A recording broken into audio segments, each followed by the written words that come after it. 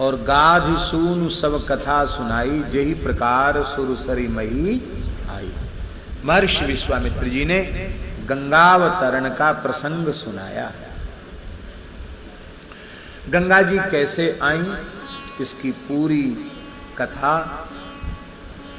श्री महर्षि विश्वामित्र जी ने सुनाई।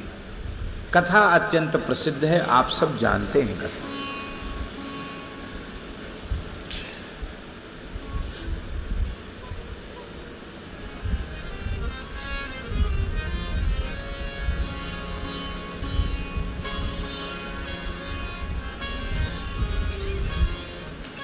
एक कथा ऐसी भी है कि श्री नित्य गोलोक धाम में भगवान युगलवर श्यामा श्याम रास मंडल में विराजमान हैं। उसी समय भगवान शिव उनका दर्शन करने आए। साथ में भगवती जगदम्बा पार्वती भी, ब्रह्मा जी भी रास विहारी का दर्शन करने आए। साथ में भगवती वीणा पाणी भगवती सरस्वती भी। और शिवजी इतने आनंद विह्वल हुए कि वे ताल मूर्छना से युक्त होकर गायन करने लगे। भगवती सरस्वती वीणा बजाने लगी और उस वहाँ सखियाँ दिव्य वाद्य बजाने लगी। नारद जी भी वाद्य वीणा बजा रहे हैं और बड़ा अद्भुत एक दिव्य रसमय वातावरण वहाँ उपस्थित हो गया। ऐसा अनुराग पूर्वक भगवान शिव ने राग आलापा ऐसा गाया कि युगल सरकार पिघल गए, द्रवीभूत हो गए। द्रवीभूत होकर के सब ओर जल ही जल हो गया।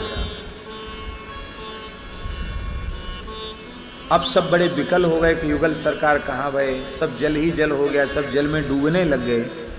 तब फिर पुनः प्रार्थना की गई और उसी जल से पुनः युगल सरकार प्रकट हुए। वो जो युगल सरकार पिघल गए, राधा कृष्ण द्रवीभूत हो गए, तो द्रवीभूत राधा कृष्ण जो हैं उन्हीं का नाम है त्रिभुवन पावनी पतित पावनी भगवती श्री गंगा। बड़े विस्तार से है ये कथा पुराणों में। युगल का गलित श्री अंग ही श्री गंगा जी। बाद में उनका एक सहचरी स्वरूप भी है और ऐसा भी प्रसंग आता है कि गंगा जी का जो सहचरी स्वरूप है और उनका श्याम सुंदर में विशेष अनुराग है और उस अनुराग के कारण ये सब लीला है, नाटक है, हम लोगों के कल्याण के लिए नहीं। गंगा जी नहीं आती तो हम लोगों का कल्याण कैसे होता। तो श्री राधा रानी ने कहा कि ये स्वतंत्र रूप से रास विहारी श्री कृष्ण का रसास्वादन करना चाहती है, ये यहाँ रहने योग्य नहीं है, मैं इसको यहाँ से निष्कासित करती हूँ। जा, नदी रूप हो जा, गोलोक से बाहर निकल जा।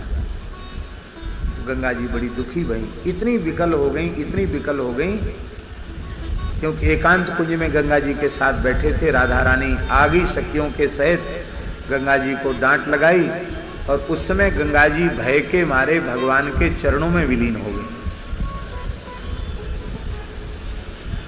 भगवान के चरणों में विलीन हो गई और फिर उन्हीं चरणों से निकलकर गंगा जी आज त्रिभुवन को पवित्र कर रही। ऐसी भी कथा। इतनी कथाएं हैं कि हम गंगा जी की ही कथा पुराणों का आश्रय लेकर कहने लग जाएं तो 5-7 दिन गंगा जी के लिए ही चाहिए कम से कम। इतनी गंगा जी के चरित्र हैं।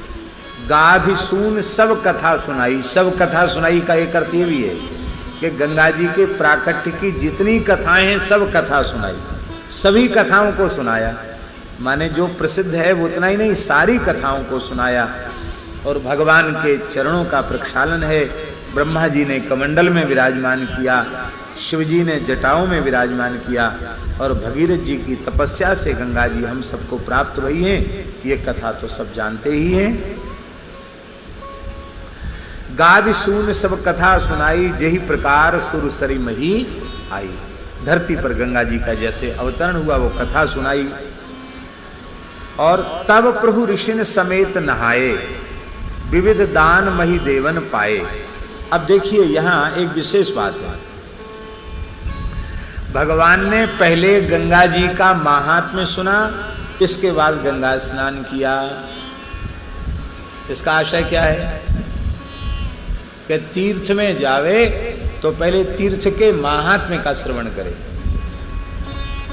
और महात्म्य का श्रवण करके जब स्नान करेगा तो उसमें विशेष श्रद्धा उत्पन्न होगी, उसके अंतःकरण में विशिष्ट भाव का जागरण होगा, और जैसी श्रद्धा होगी, जिस प्रकार के भाव का उच्छलन होगा, उसी प्रकार का लाभ उस सेवन करने वाले व्यक्ति को मिलेगा।